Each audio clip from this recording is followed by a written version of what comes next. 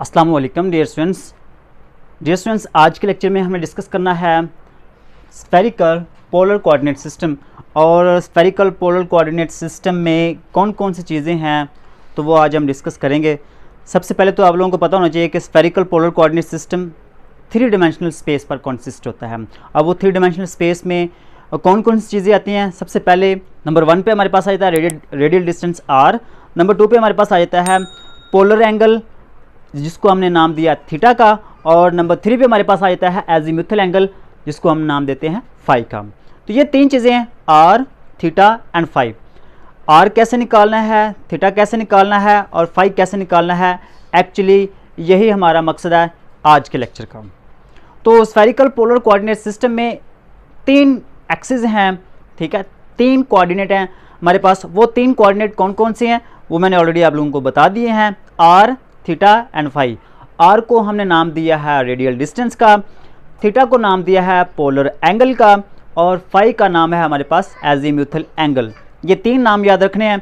अब डेफिनेशन से पहले आप लोगों को डायग्राम की समझ आनी चाहिए। अगर तो आप लोगों को डायग्राम की समझ आ गई तो समझो कि आप लोगों को क्वेश्चन आ गया, ठीक है। लॉन्ग क्वेश्चन आपका कंप्लीट हो जाएगा और ये इंपॉर्टेंट भी है। और डोंट वरी, अगर आप डाउनलोड भी करना चाहते हैं तो आपको डिस्क्रिप्शन में लिंक भी मिल जाएगा, वहाँ से इजीली नोट्स को डाउनलोड भी कर सकते हैं। आज का लेक्चर आप लोगों को मिल जाएगा पीडीएफ की फॉर्म में। तो देखिए, सबसे पहले तो हमारे पास आज के टॉपिक में एक्स वाई जी, ये इसको क्या कहते हैं याद है आप लोगों को?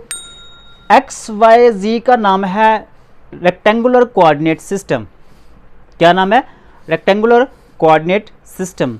तो एक्चुअली हम कर क्या रहे हैं, एक्स वाई जी मतलब कि रेक्टेंगुलर कोऑर्डिनेट सिस्टम का स्फेरिकल पोलर कोऑर्डिनेट सिस्टम के साथ रिलेशन बना रहे हैं।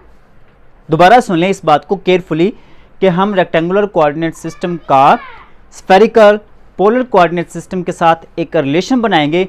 उस रिलेशन के ज़रिए हम निकालेंगे आर की वैल्यू, थीटा की वैल्यू और फाई की वैल्यू। तो सबसे पहले हमने rectangular coordinate system x y और जी ड्रॉ किया। उसके बाद आप लोगों ने क्या करना है, एक पॉइंट पी लेना है, ठीक है। अब ये जो पॉइंट पी है इसका फिक्स्ड पॉइंट ओ से जो डिस्टेंस है उसको हमने रेडियल डिस्टेंस आर का नाम दे दिया। फिक्स्ड पॉइंट P का ओरिजिन से जो डिस्टेंस है उसको रेडियल डिस्टेंस का नाम दे दिया। अब ये जो लाइन है OP, ये जो OP लाइन है ये पॉजिटिव एक्स एक्सिस के साथ एंगल बना रही है, उस एंगल का नाम है थीटा और इसको हम पोलर एंगल का नाम देते हैं। उसके बाद आपने क्या करना है, आपने करना यह है कि इस पॉइंट P की मदद से ये वाला एक परपेंडिकुलर ड्रा किया।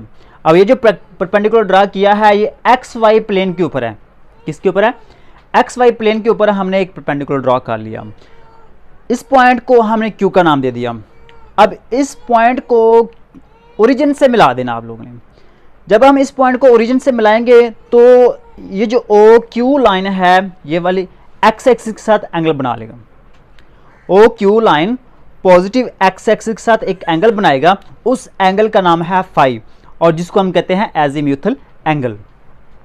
तो ये तो थी थोड़ी सी डायग्राम, अभी मजीद आगे आप लोगों को समझाऊंगा, लेकिन फिलहाल इतना ही। तो अब यहाँ पे पढ़िएगा, ये सारी चीज़ें आप लोगों को कवर हो जाएंगी। कैसे? The coordinate system for 3 dimensional space, जो ऐसा कोऑर्डिनेट सिस्टम जिसमें 3 डायमेंशनल स्पेस हो उसी को हम स्फेरिकल पोलर कोऑर्डिनेट सिस्टम का नाम देना। लेकिन हाँ, स्फेरिकल पोलर कोऑर्डिनेट सिस्टम में जो पॉइंट्स हमने लेने हैं, उस एक पॉइंट लेना है, उस पॉइंट को जब हमने स्पेसिफाई करना है किसके साथ? 3 नंबर के साथ, ठीक है। एक्चुअली हमने 3 नंबर लिए हैं, आर, थीटा एंड फाई। ये 3 नंबर लिए हैं।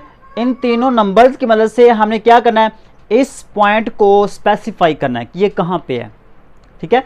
तो यही चीज़ यहाँ पे हम डिस्कस कर रहे हैं। The coordinate system for 3 dimensional space in which position of a point, किसी एक पॉइंट की जो पोजिशन है उसको स्पेसिफाई करना है बाय 3 नंबर्स। वो 3 नंबर कौन से हैं? रेडियल डिस्टेंस, पोलर एंगल और एजीमुथल एंगल फाई। इसी को हम कहते हैं स्फेरिकल पोलर कोऑर्डिनेट सिस्टम, ठीक है। रेडियल डिस्टेंस क्या है? रेडियल डिस्टेंस मैंने बता दिया, it is a distance of given point from a fixed origin. Given point यहाँ पे कौन सा है? P है, ठीक है। इस P का फिक्स्ड पॉइंट से जो डिस्टेंस है उसको हमने रेडियल डिस्टेंस का। अब उसके बाद पोलर एंगल है, वो भी मैंने बता दिया कि ये जो OP लाइन है, ठीक है, कौन सी OP लाइन, ये OP line positive x axis के साथ एंगल थीटा बना रही है, ठीक है।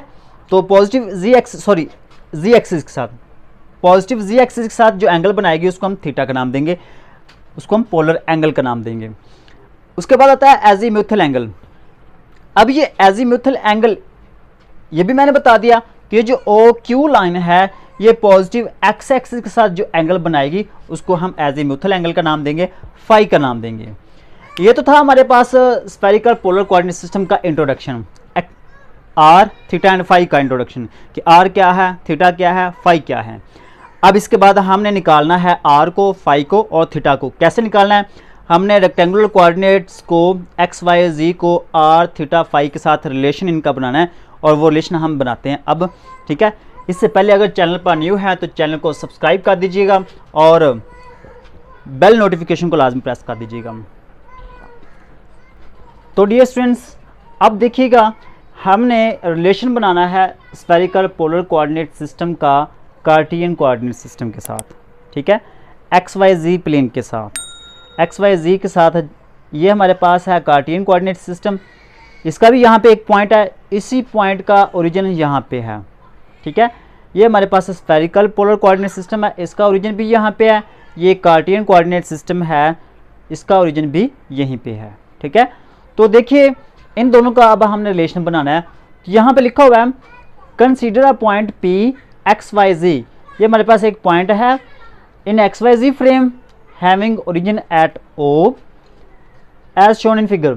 The angle between OP and OZ, ठीक है, the angle between OP and OZ। देखिए OP और OZ के दरमियान जो एंगल है वो थीटा है, ठीक है। अच्छा, द लाइन OQ, जो OQ लाइन है ये पॉजिटिव एक्स एक्सिस के साथ फाई एंगल बना रही है। नाउ कोऑर्डिनेट्स, जो अब हमने कोऑर्डिनेट्स लेने हैं आर थीटा एंड फाई, इनका नाम है स्फेरिकल पोलर कोऑर्डिनेट सिस्टम, किसके, पॉइंट P के। अब ये जो आर थीटा और फाई हैं ये निकालने हैं, कैसे निकालने हैं, यहाँ पे याद कर लें, इस डायग्राम को समझ लें। OPA, ठीक है, यहाँ पे मैंने लिखा है ट्राइंगल OPA।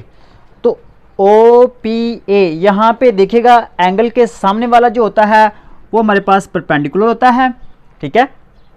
तो ये 90 डिग्री है, 90 डिग्री के सामने वाला हमारे पास हाइपोटेनियस होता है, ठीक है। और ये हमारे पास आ गया बेस, ये बेस है, ये परपेंडिकुलर है और ये हाइपोटेनियस है। उम्मीद करता हूँ कि आप लोगों को इसकी समझ आ गई होगी, क्योंकि यही आपकी मेन ट्रिक है। अगर आपको ये समझ लगी तो इस सारे की समझ आ जाएगी। देखिएगा एंगल के सामने वाला परपेंडिकुलर, 90 डिग्री के सामने वाला हाइपोटेनियस और बाकी जो बचेगा वो बेस है। हमने यहाँ पे निकालना है जी, ठीक है। पहले हमने निकालना है एक्स वाई जी। जब आप एक्स वाई जी निकाल लेंगे तो फिर आप आर थीटा और फाई भी निकाल लेंगे, ठीक है। तो जी कैसे निकालना है, ये बेस है ना, तो बेस के लिए हम cos थीटा यूज करेंगे। किसके लिए, बेस के लिए। यहाँ पे हमने जी फाइंड आउट करना है और जी जो ना वो बेस पे है, तो जब बेस आ जाए तो उस वक्त हम cos थीटा यूज करेंगे। तो cos थीटा हमारे पास किसके इक्वल होता है, cos थीटा हमारे पास इक्वल होता है base over hypotenuse, base over hypotenuse. तो बेस हमारे पास क्या है, OA, हाइपोटेनियस क्या है, OP। तो ये हमारे पास OP हाइपोटेनियस है और OA हमारे पास बेस है। तो यहाँ पे मैंने लिखा OA ओवर OP। OA ये एक साइड पे आ जाएगा, OP यहाँ पे डिवाइड हो रहा है, इधर आके मल्टीप्लाई हो जाएगा। अब OP तो आप लोगों को पता है, जो OP है ये R के इक्वल है, OP की जगह पे R आ जाएगा। और OA याद रखना है, OA किसके इक्वल है, Z के, कि ये Z डायरेक्शन है, अलोंग Z है। तो OA ये Z के इक्वल है, OY ये Y के इक्वल है, OX ये X के इक्वल है, ठीक है। तो ये याद रखना है। अच्छा, अब ये हमारे पास इक्वेशन नंबर 1 आ गई है, ठीक है। उसके बाद हमने दूसरी ट्राइंगल लेनी है OPQ। OPQ इसको आपने ध्यान से समझना है। मैंने शुरू में बताया था कि P पॉइंट से हमने ये परपेंडिकुलर ड्रा किया है, और जब आप लोगों को पता चल जाए कि परपेंडिकुलर ड्रा किया है तो यहाँ पे एंगल कौन सा होगा, 90 डिग्री का होगा। अच्छा, एक यहाँ पे देखिए एंगल थीटा है, तो इसके जो ऑपोजिट डायरेक्शन में होगा ये वाला, ये भी एंगल थीटा होगा। ओके, तो देखिए एंगल थीटा के सामने वाला जो होगा वो परपेंडिकुलर होगा, 90 डिग्री के सामने वाला होगा वो हाइपोटेन्यूस होगा। तो इसको मैं यूं ऐसे यहां पे ड्रा करूंगा, जरा गौर से देखिएगा। ये मैंने ट्राइंगल ड्रा किया, यहां पे थीटा एंगल किस पॉइंट के साथ है? पी पॉइंट के साथ है, तो थीटा एंगल पी पॉइंट के साथ मैंने लगा दिया। ठीक है, 90 डिग्री का एंगल किसके साथ है? क्यू के साथ है, वो मैंने क्यू के साथ लगा दिया, और जो बाकी रह गया ओरिजिन, वो ओरिजिन यहां पे लिख दिया। अंडरस्टैंड? इसको आपने यहां पे ट्राइंगल ऐसे ड्रा करनी है, ये बिल्कुल ऐसे ही है। ठीक है, क्यू के साथ 90 डिग्री का एंगल है, यहां पे पी पॉइंट के साथ थीटा एंगल है, और ये ओ, ये खाली आप छोड़ देना। अब यहां से आप क्लियरली अंदाजा लगा सकते हैं कि जो ओ पी है ये आर के इक्वल है। ठीक है, ओ पी आर के इक्वल है, और ये हमारे पास हाइपोटेनियस है। थीटा के सामने वाला हमारे पास क्या होता है? परपेंडिकुलर होता है। ठीक है, और ये वाला हमारे पास बेस आ जाएगा। उम्मीद करता हूं कि आप लोगों को समझ आ गई होगी। अच्छा, अब ट्राइंगल ओ पी क्यू में हमने निकालना है y को। किसको निकालना है? y, मतलब कि परपेंडिकुलर। अब जब हम परपेंडिकुलर निकालेंगे ओ क्यू, तो उस वक्त हम साइन थीटा यूज करेंगे। क्या यूज करेंगे? Sine theta. जब हम परपेंडिकुलर निकालेंगे तो उस वक्त हम साइन थीटा यूज करेंगे। तो साइन थीटा का फार्मूला क्या होता है? Perpendicular over hypotenuse. परपेंडिकुलर हमारे पास ओ क्यू है और हाइपोटेनियस हमारे पास ओ पी है। अब ओ क्यू इक्वल टू आ जाएगा, ये ओ पी साइन थीटा के साथ मल्टीप्लाई हो जाएगा। अब ओ पी का आप लोगों को पता है, ओ पी हमारे पास आर के इक्वल है। ठीक है, तो यहाँ पे आर लिख देंगे। ये किसकी वैल्यू आ गया? आर की। ओके, अच्छा, अब हमने दो ट्राइंगल तो यूज़ कर लिए, एक ये ट्राइंगल और एक ये वाला triangle. O P A use की है, ओ पी क्यू यूज़ किया है, दोनों को इस्तेमाल कर लिया। अब ओ बी क्यू, इसको हम यूज़ करते हुए निकालेंगे in triangle O B and Q. इसमें देखिएगा हमने पहले तो निकालना है x, फिर निकालना है y। तो यहाँ से एक बात याद रखनी है, जो ओ वाई है इसकी वैल्यू कितनी है? y, या ओ सी है इसकी वैल्यू कितनी है? y। याद रखना है ये अलोंग y एक्सिस है, o से लेकर c तक इसकी वैल्यू कितनी है? y है। इतनी ही वैल्यू ये वाली है, बिल्कुल उसी डायरेक्शन में है, डायरेक्शन में कोई फ़र्क नहीं है। ठीक है, तो बिल्कुल वैसे ही है। अगर हम इसको y का नाम दे सकते हैं तो इस बिल्कुल सेम है, तो ये भी y है। ठीक है, तो बी क्यू और ओ सी दोनों को हमने y का नाम दे दिया। अब इस ट्राइंगल की मदद से हमने पहले x निकालना है, फिर y निकालना है। तो x निकालने के लिए हम cos थीटा यूज़ करेंगे। क्या यूज़ करेंगे? cos theta. और cos थीटा किसके इक्वल होता है? Base over hypotenuse. Base over hypotenuse. Base हमारे पास ओ बी है और हाइपोटेनियस हमारे पास ओ क्यू है। ठीक है, तो ओ बी हमारे पास आ जाएगा ओ क्यू, ये ओ क्यू इधर आके मल्टीप्लाई हो जाएगा cos थीटा। ठीक है, अब ओ क्यू की वैल्यू हमारे पास पता है, ओ क्यू हमारे पास, इसकी वैल्यू हमारे पास गिवन है, O Q is equal to R sine theta. तो यहाँ पे हम लिखेंगे आर साइन थीटा, और यहाँ पे ये मिस्टेक है, यहाँ पे फाई लिखना है, ये फाई लिखना है, क्योंकि यहाँ पे एंगल फाई का इस्तेमाल है। इस ट्राइंगल में एंगल कौन सा है? फाई है, तो ये कोस फाई वैसे का वैसे आएगा। ओ बी किसको शो करता है? एक्स एक्सिस को, तो एक्स को शो करा तो ये एक्स हमारे पास आ जाएगा। इसको इक्वेशन नंबर 2 का नाम दे दें। ठीक है, अच्छा, अब इसके बाद आपने क्या करना है? मैंने कहा था y निकालना है ना। क्या निकालना है? y। तो y निकालने के लिए हम यहाँ पे साइन फाई का यूज़ करेंगे। ठीक है, साइन फाई इक्वल टू, अब साइन यूज़ कर रहे हैं तो आपको पता है परपेंडिकुलर ओवर हाइपोटेन्यूस। तो परपेंडिकुलर हमारे पास क्या है? बी क्यू है, बी क्यू ओवर हाइपोटेन्यूस किसके इक्वल है? एच के, सॉरी हाइपोटेन्यूस ये कौन सा? O Q. ठीक है। अब यहाँ पे देखिएगा, ये आपको पता कैसे चलेगा कि यहाँ पे बेस, परपेंडिकुलर और हाइपोटेन्यूज कौन सा है। इस एंगल का जो सामने वाला जो होगा उसको हम परपेंडिकुलर का नाम देंगे, और जो 90 डिग्री का एंगल है इसके सामने वाला हाइपोटेन्यूज होता है। अब ये आपको कैसे पता चला ये 90 डिग्री का एंगल है? क्योंकि मैंने शुरू में बताया था, जब मैंने ये डायग्राम ड्रा की थी तो उस वक्त मैंने कहा था कि ये जो Q है, Q पॉइंट से हमने यहाँ पे एक परपेंडिकुलर ड्रा किया है, इस पॉइंट P से हमने ये वाला परपेंडिकुलर ड्रा किया, Q से हमने ये वाला परपेंडिकुलर ड्रा किया है। तो परपेंडिकुलर के सामने वाला हाइपोटेन्यूज और इस एंगल के सामने वाला परपेंडिकुलर होगा, ठीक है। इस 90 डिग्री के एंगल के सामने वाला जो होगा साइड होगी वो हमारे पास हाइपोटेन्यूज होगी, और जो ये एंगल फाई है इसके सामने वाली जो साइड होगी उसको परपेंडिकुलर का नाम देंगे। तो हमारे पास परपेंडिकुलर जो है ना वो BQ है और हाइपोटेन्यूज OQ है। तो BQ इक्वल टू ये OQ इधर आके साइन थीटा के साथ मल्टीप्लाई हो जाएगा, ठीक है। अब साइन थीटा की वैल्यू तो आप लोगों के पास है, सॉरी OQ की वैल्यू तो हमारे पास है R साइन थीटा। तो यहाँ पे हम लिखेंगे, यहाँ पे भी ये मिस्टेक फाई यूज़ करना था यार, अच्छा फाई यहाँ पे लिख लिया। अब OQ की वैल्यू ये वाली यहाँ पे लिख लेनी है R साइन थीटा, ठीक है। OQ की वैल्यू यहाँ पे लिख ली, और ये जो साइन फाई है ये वैसे का वैसे आ जाएगा। तो BQ किसको शो करता है? Y को। तो देखिए हमने ये x भी निकाल लिया, y भी निकाल लिया और z भी निकाल लिया।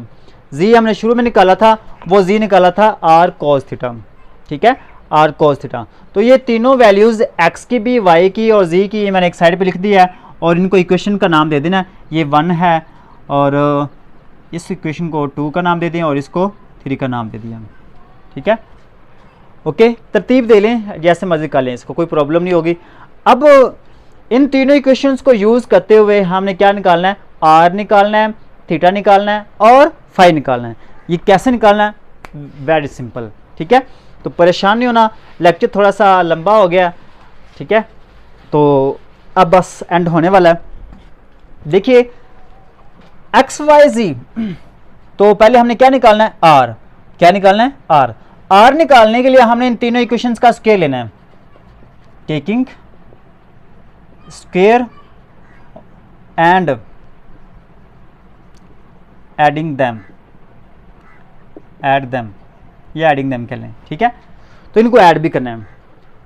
तो इन इक्वेशंस का स्क्वायर भी ले लिया, x square plus y square plus z square add भी कर लिया, ठीक है, इक्वल टू ये लेफ्ट हैंड साइड का मैंने लिया है, अब राइट हैंड साइड का भी लेना है, इन सभी को ऐड भी करना है, ठीक है। तो यहाँ पे एक तो चीज़ याद रखनी है, इन तीनों में r कॉमन आ रहा है ना, तो हमने स्क्वायर लिया तो r स्क्वायर हम कॉमन ले लेंगे, यहाँ पे पहले ही ले लेंगे, ठीक है। उसके बाद हमारे पास ये आ जाएगा sine square theta cos square phi, sine square theta sine square phi cos square theta. यहाँ पे हम लिखेंगे sine square theta cos square phi plus sine square theta sine square phi plus cos square theta, ठीक है। यहाँ पे phi नहीं लगाया, चलें जी। अब इन दोनों टर्म्स में से देखें, साइन स्क्वायर थीटा कॉमन आ रहा है, तो वो हम कॉमन ले लेंगे, ठीक है। साइन स्क्वायर थीटा ये हमारे पास कॉमन आ गया, बाकी रह जाएगा कॉस स्क्वायर फाई, ठीक है, cos square phi plus sine square phi. ये साइन स्क्वायर फाई बच गया, कॉस स्क्वायर फाई, बाकी ये दोनों वैल्यू कॉमन आ जाएंगी, प्लस ये कॉस स्क्वायर थीटा वैसे का वैसे आ जाएगा, ठीक है। अच्छा, sine square phi cos square phi ये किसके इक्वल आएगा? ठीक है, पता है ना, साइन स्क्वायर थीटा ये दोनों value sine square phi plus cos square phi किसके इक्वल आएगा? 1 के इक्वल आएगा, ठीक है, प्लस कॉस स्क्वायर थीटा। अच्छा, अब इस 1 को साइन स्क्वायर थीटा से मल्टीप्लाई करेंगे तो साइन स्क्वायर थीटा ही आएगा, और इन दोनों को देखें दोबारा आंसर क्या आएगा? क्या आ रहा है? Sign square theta plus cos square theta किसके इक्वल आता है? 1 के, और 1 को आर स्क्वायर से मल्टीप्लाई करेंगे तो आर स्क्वायर ही आएगा, और इधर हमारे पास x square plus y square plus z square है, ठीक है। अब यहाँ से हमने आर निकालना है। आर कैसे निकालेंगे? ये x square plus y square plus z square है, इसका हम क्या करेंगे? स्क्वायर रूट ले लेंगे, x square plus y square plus z square. तो ये हमारे पास आ गया एक्स की वैल्यू, सॉरी आर की वैल्यू, ठीक है। एक आंसर तो हमारे पास आ गया। अब हमने निकालनी है थीटा की वैल्यू, ठीक है। थीटा की वैल्यू निकालनी है इस इक्वेशन नंबर 1 से। तो यूजिंग इक्वेशन 1, इक्वेशन 1 की मदद से हमें निकालना है आर, ये z इक्वल है आर कॉस थीटा, और कॉस थीटा हमारे पास किसके इक्वल आएगा, ये आर इधर आके डिवाइड हो जाएगा z over R. Theta equal to ये कॉस इधर आके कॉस इनवर्स हो जाएगा, और ऊपर आ जाएगा z, नीचे आ जाएगा आर। आर की वैल्यू हमने यहाँ पे निकाल लिया, वो यहाँ पे लिख लेंगे x square plus y square plus z square, सारे का स्क्वेयर रूट। तो ले जी, ये हमारे पास आ गई है थीटा की वैल्यू। अब फाई की वैल्यू निकालने के लिए आपने क्या करना है, इन दोनों इक्वेशंस को डिवाइड करना है, दोनों इक्वेशंस को क्या करना है, डिवाइड करना है। तो डिवाइड करेंगे तो हमारे पास आ जाएगा फाई, ठीक है, क्योंकि हमारे पास फाई इन दोनों इक्वेशन में है ना। इन दोनों इक्वेशन को यूज़ करते हुए हम फाई निकाल लेंगे। फाई निकालने के लिए आपने सिंपली क्या करना है, ये वाई ऊपर रख लेना और एक्स को नीचे एक्स पे डिवाइड कर देना है। तो ये साइन से कैंसिल हो जाएगा, आर से कैंसिल हो जाएगा, बाकी हमारे पास बचेगा sine over cos phi, sine phi over cos phi, ठीक है। तो वाई ऊपर आना चाहिए, एक्स नीचे आना चाहिए। क्यों ऐसा मैंने क्यों किया है, आप भी कंफ्यूज हो रही होंगे ना। तो इस वजह से मैंने किया है क्योंकि साइन फाई ऊपर और कोस फाई नीचे हो तो साइन ओवर कोस किसके इक्वल होता है, टेंज के इक्वल होता है। किसके इक्वल होता है, टेंज के। तो ये इस वजह से अगर आप कोस ऊपर करेंगे साइन नीचे करेंगे तो फिर वो टेंज के इक्वल नहीं आएगा, बल्कि उसके रिवर्स के इक्वल आएगा, वो थोड़ी सी आपके लिए प्रॉब्लम होगी। तो इसलिए साइन को ऊपर रखेंगे, कोस को नीचे रखेंगे। तो पहले हम ये वाली इक्वेशन जो ना वो ऊपर रखेंगे, ठीक है। y over x equal to R sine theta sine phi, नीचे आ जाएगा R sine theta cos phi, ठीक है। तो ये दोनों वैल्यूज़ कट जाएंगी, ये हमारे पास y ओवर एक्स आ जाएगा इक्वल टू, ये किसके इक्वल आएगा, टेंज फाई के इक्वल आएगा। और हमने क्या निकालना है, हमने फाई निकालना है, ये टेंज इधर आके टेंज इनवर्स हो जाएगा y ओवर एक्स। लें जी, ये हमारे पास आ गया फाई। उम्मीद करता हूँ कि आप लोगों को लेक्चर की समझ आई होगी। अगर वीडियो इन्फॉर्मेटिव हो तो वीडियो को लाइक ज़रूर कर दीजिएगा। मिलते हैं नेक्स्ट लेक्चर के साथ, तब तक के लिए अल्लाह निगहबान।